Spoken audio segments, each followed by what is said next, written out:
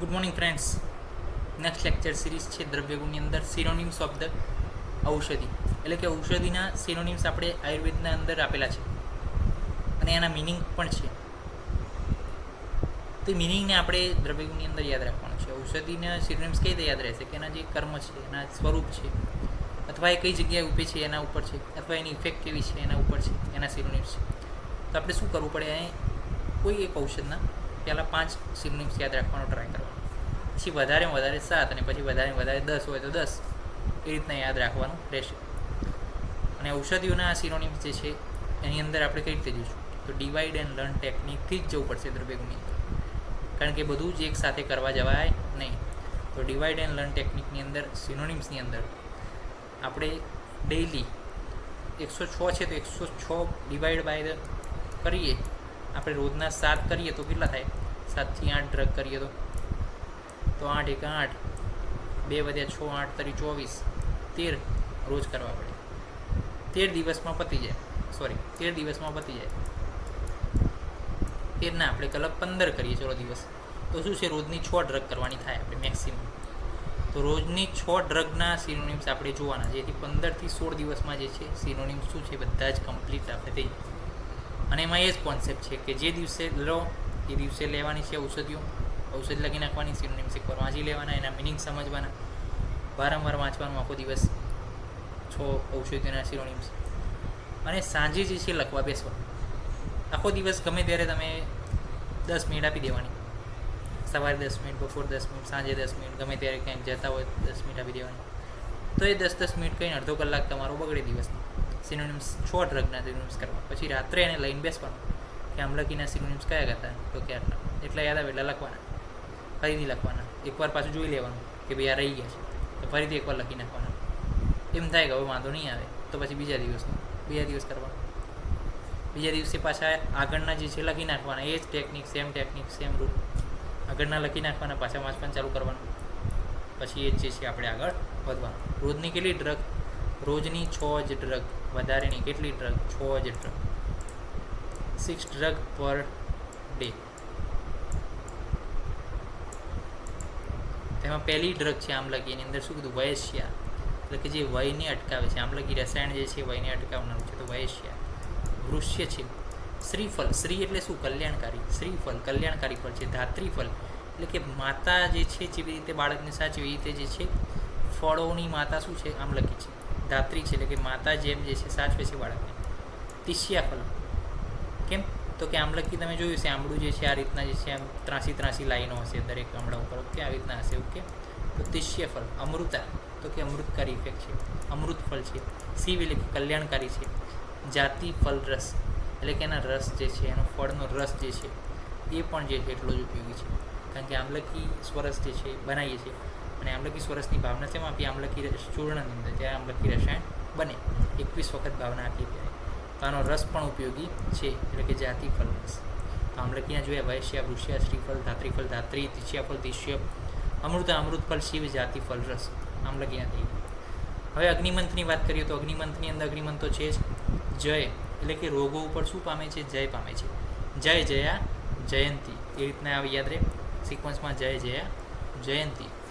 પછી શ્રીપર્ણ એટલે કે કલ્યાણકારી છે, એના શું પર્ણ છે, ગણિકારિકા, તરકારી, નાદેયી અને વૈજયંતિકા, ઓકે.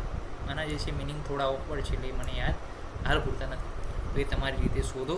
ભાવપ્રકાશની અંદર આપ્યા છે, અથવા તો ડીજીની જે બુક છે, કઈ બુક છે, રાવ કરીને એક બુક છે, તો એની અંદર પણ તમને મળી જશે, ઓકે. તો એ સિનોનિમ્સના જે છે અહીંયા તમે એના મિનિંગ લખી દો. પછી આવે છે અહીફેણ. તો અહીફેણની અંદર તિલભેદ, seed look like the variety of the til, અહીંથી જે છે મેં લખેલા છે એના મિનિંગ. તો એના સીડ જે છે કોના જેવા, તિલ જેવા, તેલ જેવા, તલ જેવા છે. પછી સ્વસહ તિલ, સીડ લુક લાઈક ધ તેલ, એ છે. સ્વાખસ એટલે કે પોતે કેવો દેખાય છે, ખસ જેવો, એટલે કે ખસખસ જે આવે છે એના જેવું. સ્વફલક શિર, આફૂક એટલે કે Arabic name of the drug, આફૂક એનું એરેબિક નેમ છે. આપણે નહીં કહેતા ગાંજો ફૂગે છે, તો એવી રીતે અહીફેણ ફૂગે છે, આફૂક એવી રીતે યાદ રાખજો. પછી નાગફેણ, ફણીફેણ, એટલે કે એનું જે સ્વરૂપ છે નાગફેણ જેવું છે, ફણીફેણ જેવું છે.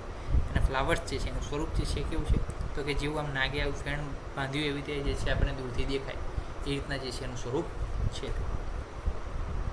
તિલભેદ, સ્વસ્તિલ, સ્વરસ, સ્વખસ, સ્વફલક્ષિર, આ ફૂગ, નાગફેણ, ફણીફેણ. વાત કરીએ હવે અગરુની, તો અગરુ શું છે? પ્રવર છે, એટલે એક્સેલન્ટ એરોમેટિક દ્રવ્ય છે, એની પ્રવર સુગંધ છે અગરુની. લો છે, એટલે કે infected portion of the word is black heavy. પછી રાજાઈ, ડિઝાયર બાય ધ કિંગ્સ, એટલે કે રાજા પણ અગરું લેવા ઈચ્છે છે. યોગ જ, એટલે કે ઇન્ફેસ્ટેશનમાં જે છે, ફોર્મ બાય ધ ઇન્ફેસ્ટેશનથી જે બને છે. પછી વંશિક, it is aromatic and obtain from the heartwood. વંશિક. કૃમિજ, એટલે કે wood is affected by a fungi, એટલે કે અગરુનું જે વુડ હોય છે એની અંદર કૃમિ પડે છે, એટલે કૃમિજ કીધું છે. કૃમિજ ગંધ, કૃમિજ દગ્ધ, એટલે કે એમાં કૃમિ ઉત્પન્ન થાય છે. ધૂપવાસ, એટલે કે અગરુનો ધૂપ જે છે બહુ ઉપયોગી છે. શીત સમન, એટલે કે શીતને એ અટકાવે છે. નેક્સ્ટ જોઈ લઈએ અપામાર્ક, તો કે શિખરી, એટલે કે જે છે flowers fruit are borne on the top of the inflorescence, એટલે અપામાં ગધેડો જે છે કેવું હોય, એના ફળ અને ફ્લાવર જે છે આપણના પગમાં જે પેન્ટમાં ચોંટી જાય, એટલે શિખરી એટલે કીધું છે કે જે છે ટોપમાં હોય છે. શિખરી એટલે કે ઊંચાઈ ઉપર હોય છે, શિખર ઉપર હોય છે એના ફ્લાવર્સ. અધઃશાલ્ય, the flowers are spinous and pointed downwards, આ રીતના હોય, ડાઉનવર્ડ હોય, પોઇન્ટેડ એટલે ચોંટી જાય આપણા પેન્ટમાં.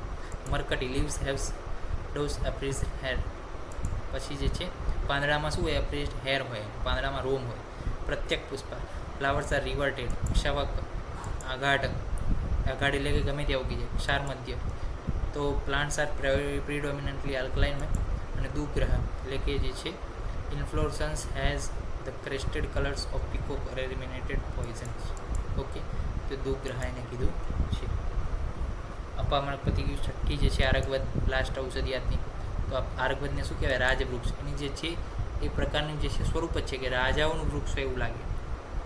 પછી પાનખરમાં પાંદડા કરી જાય, કારણ કે જે છે યલો જે છે આખો જે છે ફ્લાવર્સ જે છે એને શેપ આપે છે, સાઇઝ આપે છે, અને એક આખું રાજવૃક્ષ હોય એ પ્રકારનું દેખાય છે. ચતુરંગુલ, 4 અંગુલનું જે છે એનું પાંદડું હોય છે એવું કહેવામાં આવે છે. સંપાક, દીર્ઘવૃત્ત, એટલે કે લાંબુ ગોળાકાર ફળ હોય છે. દીર્ઘફલ, દીર્ઘફલ એક જ છે.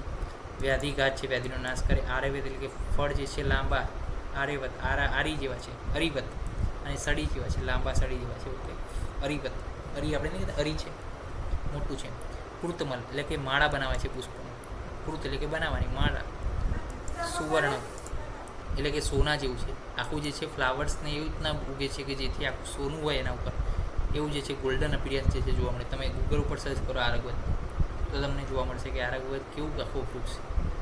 પછી સ્વર્ણભૂષણ છે, કર્ણિકાર છે, પ્રગ્રહ એટલે કે ઘણા રોગ મટાડે છે. આ બધા એક જ સિનોનિમ છે. જો અહીંયા સુવર્ણવાળા બધા સિનોનિમ ભેગા લખેલા છે, તો અહીંયા થઈ ગયું આરગવદ વિશે માહિતી. નેક્સ્ટ લેક્ચરની અંદર બીજી 6 ઔષધિ વિશે માહિતી મેળવીશું, એના સિનોનિમ્સ અને એના મિનિંગ્સ વિશે માહિતી મેળવીશું. ત્યાં સુધી રજા આપશો. જય હિન્દ, જય ભારત, જય આયુર્વેદ, જય ધન્વંતરી. નમસ્કાર.